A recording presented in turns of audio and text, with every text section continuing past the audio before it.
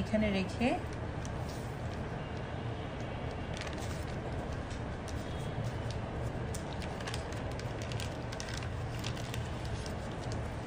এভাবে কস্টেপ দিয়ে এই জায়গাটা সিল করে দিচ্ছি।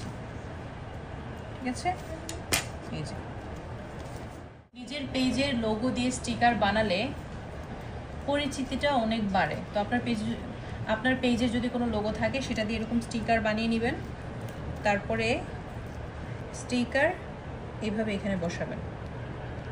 কাস্টমার চকলেটটা খোলার সাথে সাথেই আপনার পেজের সাথে আর একটু ভালোভাবে পরিচিত হলো। অনেকেই এগুলা গিফট করে একজন আরেকজনকে, তো যার কাছে গিফটটা যায় সে তো জানে না যে কোন পেজ থেকে আসছে বা কি। তো চেষ্টা করবেন আপনার পেজের পরিচিতিটা আপনার প্যাকেজিংয়ে বিভিন্ন জায়গায় খুব ভালো মতো দেওয়ার জন্য, যেন যার হাতেই যায় সেই জন্য এই পরিচিতিটা ভালো মতো পায়।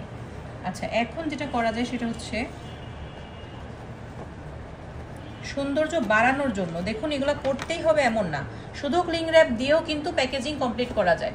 শুধু ক্লিং র্যাপ দিয়ে বাবল পেপারের মধ্যে মুড়িয়ে বক্সে ভরে দিতে পারবেন, তাহলে কস্টিং কমে যাবে। যদি আপনি এই র্যাপারটা ব্যবহার করেন, লোগো ব্যবহার করেন, তারপর আমি এখন রিবন দিয়ে বাঁধবো, এগুলো দেন, তবে অবশ্যই খরচ বাড়বে, এটা তো স্বাভাবিক, তাই না?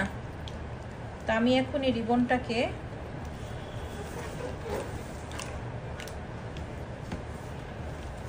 দিয়ে সুন্দরভাবে একটু ডিজাইন করে বেঁধে নিচ্ছি।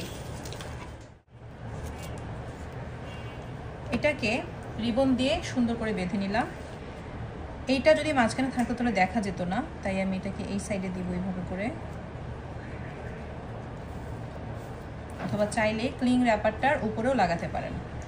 এখন এটাকে বক্সিং করার জন্য আমি একটা বাবল পেপার দিয়ে বা বাবল র্যাপার দিয়ে র্যাপ করে নিব। এগুলাকে বলা হয় বাবল পেপার, এগুলা গজ হিসেবে কিনতে পাওয়া যায়। ঠিক আছে, তো চকলেটটা যখন কুরিয়ারে দিবেন তখন কিন্তু তারা এটাকে মায়া করে করে ধরবে না, যেটা ভাঙবে না বা কিছু এরকম না, ওরা ওদের মতো করেই কাজ করে। সো এটা যেন না ভাঙে সেই চেষ্টা আমাদের করতে হবে, সেভাবে প্যাকেজিং আমাদের করতে হবে। তো এটাকে এখন র্যাপার দিয়ে সুন্দর করে আমরা এরকম র্যাপ করে নিব।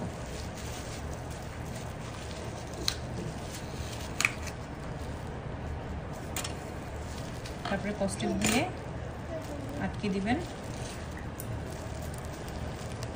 কস্টিপ দিয়ে আটকে দিব। যদি আপনার প্যাকেজিং খুবই মানে নর্মাল হয়, নর্মাল কাগজের, তাহলে বেশি করে বাবল পেপার দিতে হবে, মনে রাখবেন। আর যদি একটু হেভি হয়, একটু মোটা টাইপের প্যাকেজিং হয়, তাহলে অল্প বাবল র্যাপার দিলেও সমস্যা নেই।